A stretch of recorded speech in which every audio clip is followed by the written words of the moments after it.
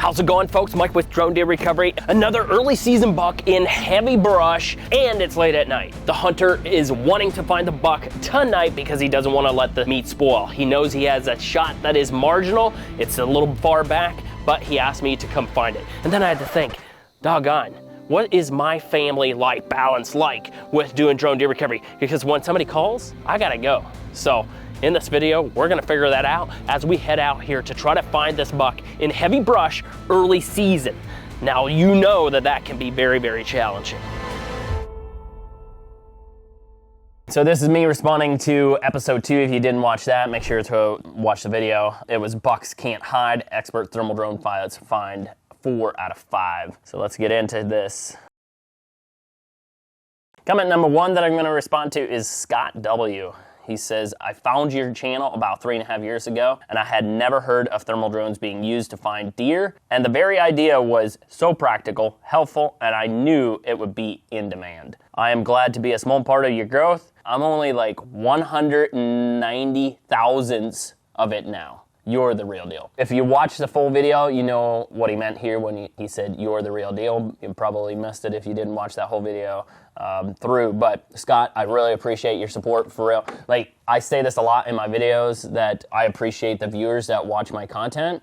And I sincerely mean that because, dude, you guys have literally changed my life. Like, literally, I'm here sipping a cup of coffee before me and Landon are about to go out and rip a brand new drone that came to the market in the spray drone industry. And so sometimes I pinch myself and I'm like, man, this is just crazy to be able to do what I do now. And it literally started because of this channel. So for real, thank you so much for watching. Thank you for support. And I can't wait to bring you guys a lot of interesting content in this 2025-26 season. I think it's going to start getting crazy here in the next week or so as we get into the last of October. Usually last of October, 1st of November, it's just wild here at Drone Deer Recovery. So appreciate that comment.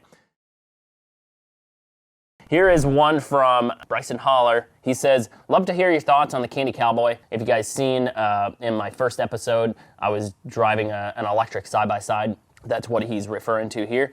My quick little thoughts on the Candy Cowboy. It's an all-electric side-by-side, 4-wheel drive. What do I think about it? I would say if you live in the mountains and this is like your everyday go-to side-by-side, probably not the one. It is great for what I use it for. I just have a small 20-acre farm there. We run here to pick something up, or we run there. We don't have a lot of steep hills. It's okay. It's nice. I like that it's quiet, but yeah, I wouldn't say that it's like top of the line side by side. Maybe I'll do a full deep dive into the Candy Cowboy on my other channel. Actually, it wouldn't even be my channel. It'd be my wife's channel. It's called The Yoder Homestead. Maybe I'll put it on there. But I appreciate the comment. Thanks for watching, Bryson. Last one here is from Andrew Yoder 88. This guy here, don't know, is he from Ohio or is he from a state that doesn't allow corn piles? But I'm looking here and just his feedback, I'm like, you must not be from Ohio. Okay, it says, oh, the Ohio corn pile guys. Laughing. People can complain about the technology being used in hunting these days. I agree. Cell cams, drones, etc. Those deer are baited. They come to the corn pile where the Ohio guys sit and wait. Yes, trail cameras show us inventory of what's around, but they don't attract the deer. Valid. Valid point. There are tons of corn piles. Lots of bait in Ohio. Sometimes when I'm flying my thermal drone, you know, we're looking for a deer, and I come across a bait pile, a corn pile that's the size of a dump truck. I'm just like, wow. I guess that's those people's food plots. I do corn piles myself. I shot a buck over corn, baited him in. Yeah, you know, I guess it's just part of it. If it's allowed, people are going to do it. It does give people an edge in the hunting here in Ohio, but yeah. But it is funny how people complain about certain things in the industry, and we'll get it for a long time on the thermal drones. I get it about weekly, somebody calling me bitching about a thermal drone flying over their property, so it's just part of it. Appreciate the comment. Alrighty guys, back to the video. So at 9 o'clock, he called me. I was literally just reading a bedtime story for Viviana to put her to bed. And we talked about the shot, where he thinks he hit him. And my suggestion was, why don't we just wait till tomorrow morning and I can come out there and then find him. And he said he wanted to call his supervisor to see if he could get off of work. He called him, but wasn't able to get it figured out. He wanted me to head out there right away and try to find this big buck. Once I got off the phone with the customer, I had to talk to Karen, my wife, obviously. She's been very supportive for these last 4 years doing drone deer recovery. And I was like, you know, I gotta go help this guy. Mike, try to find, yeah. Do we have to be recording right now? Okay, I took care of that. Yeah, no, she's been really supportive. Yeah, you guys can see that. But so, headed down the road, had about an hour drive to get to the location. I'm gonna be flying in a good distance to get to where he sent me the pin to. I think I'm where I want to set up, but this might not work, so I might need to move again if this doesn't work. It was a tricky setup where we were setting up. I had to fly the M4T a pretty long way to get back to where he thought the buck's going to be. He was right up in this general area. Thermal signatures look really good. I am loving that M4T. I'm telling you right now, guys, the clarity on the thermal, it's like HD, but it's still a 640 camera. Anyhow, the thing is really good. Got it back there, and of course, early season, super thick. I can see down through there decently well. Unless there's a lot of brush in there, I can't see. Once I was flying for a little bit and I figured out that my thermal is penetrating down through the canopy and hitting the fourth floor, I found a possum down there. And so I was, you know, I showed the hunter, I was like, there's a possum. See it? Oh. So that's a good sign. Yeah. That's a good sign. I was like, look, possum, we're good. We're gonna find this buck. Viviana, can she not make distracted? Can she not? Okay. After I found the possum, I was like, this is game on. I just gotta find those holes to look down through there and I'll be able to pick up that thermal of the buck. Now the thing is, it was getting dark because he was hunting in heavy timber. This time of the year, when the sun goes down inside the timber, it gets darker faster. But he was still legal shooting light, but he did not have his light at knock turned on, so he just wasn't 100% sure with that shot that he took. You know, I don't blame it. He put a shot on a buck, he just wasn't sure about the shot. He knows that this technology is available. Rather than going into that holler, it was a big old gully that the buck ran into, and potentially bumping him out with not good blood, he backed out and called the thermal drone, right? Great idea.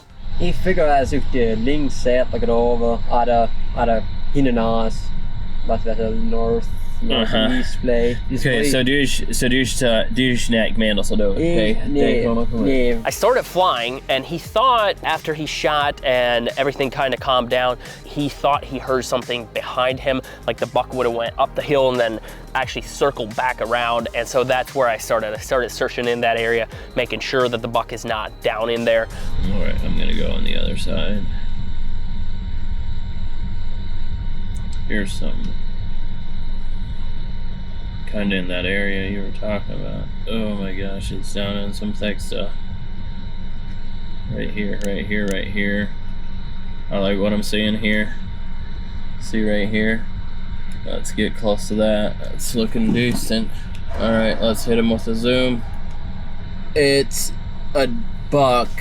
Come to find out, after I actually located the buck, I actually flew right over top of that buck the first time flying back there. But because it was so thick, I wasn't able to pick up that thermal. Can you see it here? Right here's his antler. Okay, yeah. That's definitely the buck. That's definitely him. It's like I can't hardly get there. I'm like in the trees already. Holy smokes. I think we got him here though. We're gonna have to get a good look at him because it looked like he was still alive. Maneuvering the drone multiple different times, you can see I was flying basically on my same route, but just looking at different angles, I was able to find that thermal down through there. Oh, that's him. And he's dead. Yep, he is dead. Yep, yeah, he is dead. Huh? Yep, that's him. Let's go. Let's go. Yes, that's him, 100%. Once we had figured out that that was his buck, I zoomed in really tight, used a laser to drop a pin exactly on the buck. That's another nice thing about the M4T is when you zoom in, it actually shoots out a laser to get that pinpoint accuracy of where that deer is laying. Got that put into my phone, pulled up the road a little bit further, got parked, and then we hiked in. We had about a half a mile hike in there, a steeple hill to get started, but it really wasn't that bad because once we got on top, it was just a straight run all the way back to him. This will be a drag. Button huzzy mouth. So you do have a little bit. Oh, this is probably where he stopped. Yeah, perhaps.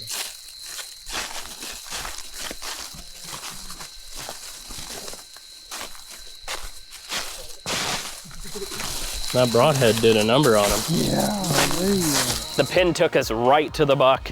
I mean, literally within feet of where, you know, the laser dropped the pin on there. So yeah, it was a cool buck. Now here's something that I haven't talked about a lot in my other drone deer recovery videos, but I will be doing it more this season because you guys have requested it. You want to know where was the shot and what was hit, right? When he shot the deer, what ended up killing the deer. On this buck specifically, he was shooting the beast broadhead. It's a mechanical broadhead and opens up pretty far. Once we pulled the intestines out, we started looking to try to figure out where the shot was. We knew it was back, but this buck died fast. I mean, by the time we got to him, he was stiff already. It would have been about 4 hours after shot, but rigor mortis had already set in. So the deer was dead for a while, but we wanted to check that out. So we started looking through and we found the liver. The back end of the liver had a small hole in it. There's no way that that's the broadhead hole because the broadhead opens up bigger. Well, what we did is we flipped that liver around, then we had a bigger wound there. It was small to start with, bigger, and then it also must have got the stomach and slit the stomach open. And I think, right, just my opinion, I don't know for sure, that the stomach acid got into the blood and it basically killed him right away. He did get a complete pass through on the shot. We were able to find his arrow a little bit later, but they weren't able to find that right away. On the walk out, I figured out that the M4T is good for another thing as well. A light. I was able to hold that M4T just right underneath my arm, have the light turned on at 10% power, and I could see everything. So the M4T, I'm telling you, is such a versatile drone. I know I'm bragging on it on this video, but that thing is sweet. It's just so many things in one small package. By the time we got the buck out, it was right around 11:45, but by the time I got home, it was like 12:30. But yeah, we got the buck for him. Good buck. Got some photos of him, and that's it. Guys, I had to think. So I didn't really talk that much about the family work-life balance. Yeah, so the way I do it is I just try to make intentional time with the family. Like Diane, we're working out, Karen's doing pull-ups, Viviana's running around. We got little Jacoby doing workout stuff too. Hi. But I work a lot. It's part of it. I got a wife that supports me, and then I just take time to do like what I'm doing right now. There's times when I don't get to do this because I'm so busy. I don't know, nothing else really to add other than work-life balance. I think anybody that starts a business is working probably more than he's spending time with his family. And the goal is to, in the future, be able to spend a lot of time with the children and family. But right now, it's a grind, just out there. And the other thing is, I love what I do. I love working with drones. I love going and finding people's deer. It's a balance, but that's about all I got. Daddy. Thanks for watching. What, Viviana? Nothing? All right. Oh, you're gonna do a push-up? Okay. We are going to have our wives get on the podcast. They're going to be on the DroneOn podcast. If you don't watch that, make sure to check out that channel, the DroneOn podcast. And our wives are going on there, and we'll see. We'll see what they have to say. Who knows? It might be a little crazy or a shocker to myself because I don't know what's going to be said. But you might want to check that podcast out. Coming soon. They're recording it on Wednesday, which is 2 days from now when I'm recording this. Alrighty, there you go. Thanks so much for watching. Subscribe to the channel, give it a thumbs up. We'll see you guys on the next one. What's our pin? What's our pin got våra haschware så vad du tänker sägas? So that's really next where I warm each other up. Okay. Something you guys probably wonder is, what is the language that we're talking? We call it Pennsylvania Dutch. It's a slang that the Amish people speak. It's not German. and it's actually not even Dutch, but we just call it Pennsylvania Dutch. So when I go look for these bucks and it's an Amish person or an ex-Amish person and they're speaking Dutch, that's my first language, so we just speak it. I do try to speak English at times so you guys know what I'm saying, but if they don't switch over and speak English to me, then I just speak Dutch back to them.